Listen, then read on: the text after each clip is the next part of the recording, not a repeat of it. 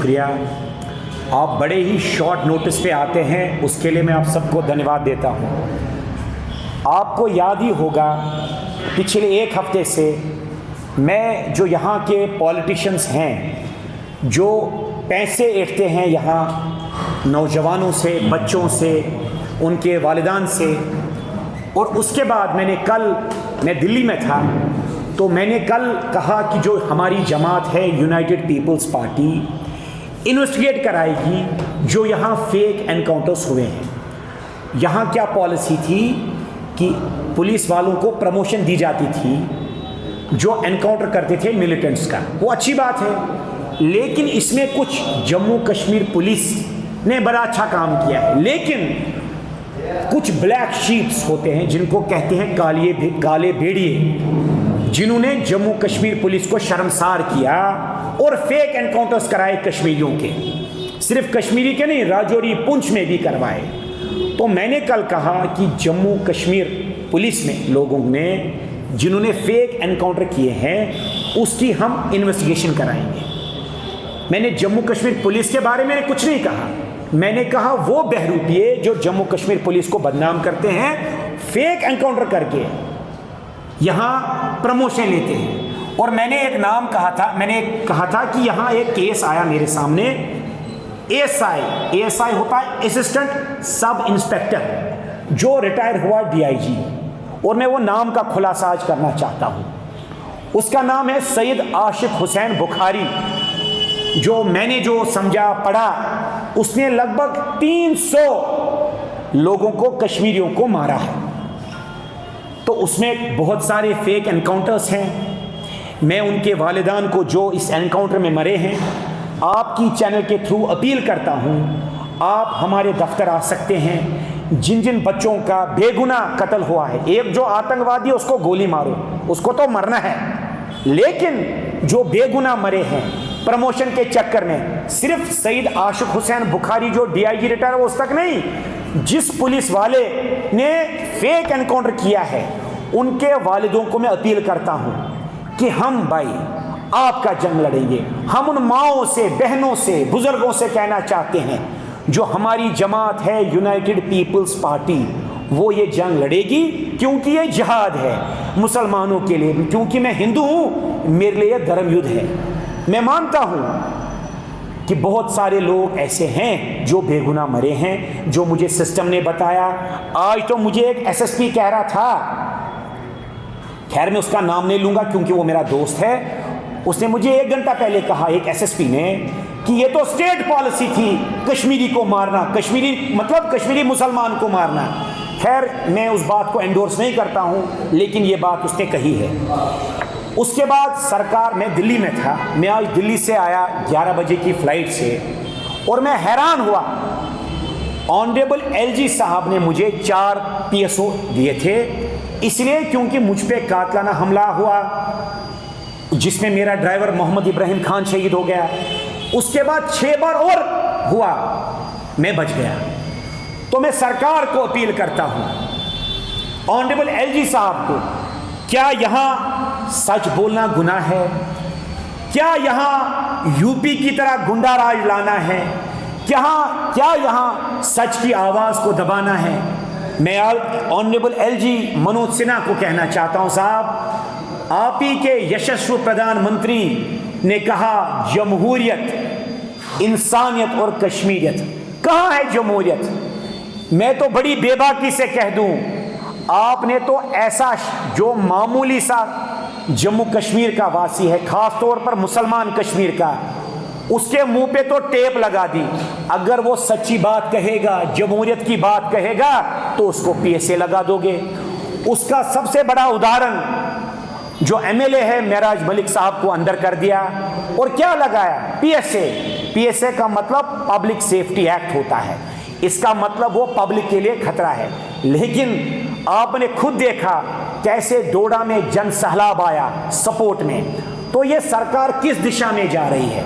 उसके बाद उससे पहले मई में आपने जम्मू पुलिस ने कहा साहब ये एक चोर है, हमने इसको पकड़ा है, कोई मुसलमान था। ठीक है, चोर को पकड़ा आपने, अच्छी बात है, लेकिन ये कौन सी ताकत है? ये किस किसने ये मैंडेट दिया एसएसपी जम्मू को और एसएचओ बख्शीनगर को कि उस मुसलमान को बोलेरो गाड़ी पे चढ़ा के उसको जूतों की माला लगा दी? तो क्या आप जमहूरियत को मजबूत कर रहे हैं? उसके बाद आपने लद्दाख में सोनम वांगचू जो इनोवेटर है उस पर नेशनल सिक्योरिटी एक्ट लगा दिया, जो नोबल अवार्ड का हकदार है, जिसने आर्मी, इंडियन आर्मी के लिए ऐसे टेंट बनाए जो बिना पेट्रोल या डीजल के -50 डिग्री में भी सस्टेन करेगा, जो इनोवेटर है, इनोवेशन करता है, उसको भी आपने नेशनल सिक्योरिटी एक्ट लगा दिया। मैं एज सभ्य समाज, आम मामूली सा आदमी इसकी निंदा करता हूं। उसके बाद सरकार इतनी डर गई कल से मेरे फेसबुक पोस्ट से कि आपने मेरी सिक्योरिटी विड्रॉ कर दी। खैर विड्रॉ कर दी, हमें कोई गिला नहीं है, लेकिन साहब मैं मीडिया को सामने रख के कहना चाहता हूं, मेरे साथ कोई भी हादसा होगा तो सबसे पहले जिम्मेदार जम्मू कश्मीर की पुलिस होगी, उसके बाद जो यूपी गाजीपुर से आए हैं एलजी मनोज सिन्हा साहब होंगे। इसलिए मुझे कोई गिला नहीं, आपने मेरी सिक्योरिटी हटाई। आप ये सितम करते रहिए, हम ये सितम लेते रहेंगे। इसलिए मैं सिर्फ सरकार को ये बताना चाहता हूं, आप जो ये गंदी राजनीति, जो गुंडा राज का खेल यहां चला रहे हैं, कभी पीएसए कभी पुलिस, क्योंकि एक बड़ी मशहूर कहावत यहां निकली है, सरकार जब डरती है तो पुलिस को आगे करती है।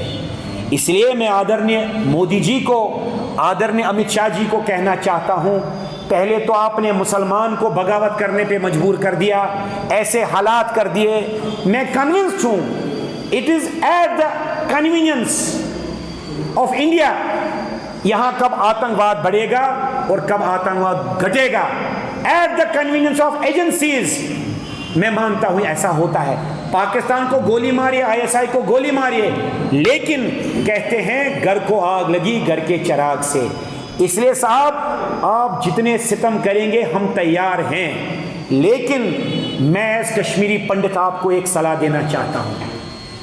आज तक हम चुप रहे क्योंकि हम मानते थे कि सेवा कर रहा है एलजी शासन, लेकिन मैं आदरणीय मोदी जी को कहता हूं, जो कहते हम चौकीदार हैं, जो मोदी जी ने अच्छे काम 11 साल किए हैं, मैं मानता हूं जम्मू कश्मीर सरकार और ख़ास तौर एलजी मनोज सिन्हा साहब ने जो मेहनत एजेंसीज ने की थी, जो यहाँ शांति लाई थी, जो आतंकवाद कम हुआ था उसको ख़त्म करने की, यहाँ अलगाववाद को बढ़ाने की साजिश में कहीं न कहीं एलजी सरकार भी मदद कर रही है। जो एलिनेटेड आज कश्मीरी मुसलमान फील कर रहा है, अब मुसलमान को छोड़ दीजिए, मैं एज कश्मीरी हिंदू भी घुटन महसूस कर रहा हूँ। इसलिए साहब आज से हम आम मामूली हिंदू भी मुसलमान के साथ ये जिहाद करते रहेंगे।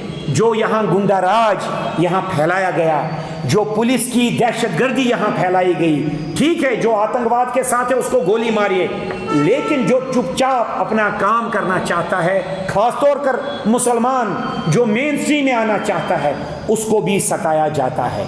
इसलिए हिंदुस्तान तय करे कि हमें कैसे चलना है। इसलिए आज आप मीडिया भाइयों का इसलिए बुलाने का पर्पस था कि शाना बशाना मैं इस कश्मीरी पंडित आपके साथ चलूँगा, आपकी जो भी मुसीबत है हम उसका अजाला करने की कोशिश करेंगे। सरकार पूरा फ्री है, वो हम पे पीएसए लगाए, एनएसए लगाए, हमको पाकिस्तान का एजेंट बताए, उनका तो यही काम है, क्योंकि यूपी में भी गुंडा राज है, यहाँ भी गुंडा राज लाना है। इसलिए मैं अपने मुसलमान भाई को बता दूं, हम जिएंगे भी मुसलमान भाई के साथ और मरेंगे भी। इसलिए अगर कहीं गिले दूरी रहे हैं मैं उसके लिए माफ़ी चाहता हूं, लेकिन जो ये जिहाद है आपके लिए और जो मेरे लिए रामराज है, इस गफलत से, इस पॉलिटिकल टेररिज्म से, इस गवर्नमेंट टेररिज्म से, ब्यूरोक्रेटिक टेररिज्म से, पुलिस टेररिज्म से हम मिलकर आपके साथ लड़ेंगे। बहुत बहुत धन्यवाद। सर आपने जो फेक इनकाउंटर की, आप ये बात जानते हैं ऐसा हुआ है? आप मानते हैं? अगर आप मर्द मुजाहिद हैं, मुसलमान हैं, इस बात को हाँ या ना में कहिए। यहाँ फेक एनकाउंटर में आपसे सवाल करता हूँ, मैं तो प्रूफ देता रहूँगा, मैं तो ऑन कैमरा हूँ, आप ऑफ द कैमरा कहिए क्या आप मानते हैं यहाँ फेक एनकाउंटर हुए हैं? पहले आप जवाब दीजिए। मैं देखता हूँ मुसलमान है या आप सरकारी टट्टू हैं, पहले ये बात बताइए। आपसे सवाल करता हूँ, मैं एक सेकंड, आप हाँ में मुझे नहीं, मुझे जवाब नहीं सुना, हाँ या ना बताओ। आप ना बताओ हुआ है। मोहम्मद साहब, मैंने सिंपल ये कहा है, बिल्कुल, I have evidences at appropriate, सुनिए, at appropriate agencies I will provide these evidences. मैंने, जब मैं जंग लड़ता हूँ, मैं पढ़ा लिखा डॉक्टर हूँ, मैं अंगूठा छाप नहीं हूँ, ठीक है ना, मैं क्लर्क नहीं हूँ कहीं का, न मैं सरकारी टट्टू हूँ, न मैं बीजेपी और आरएसएस का टट्टू हूँ। हम जो बात कहेंगे ताल ठोक के कहेंगे। चलिए आगे बताइए।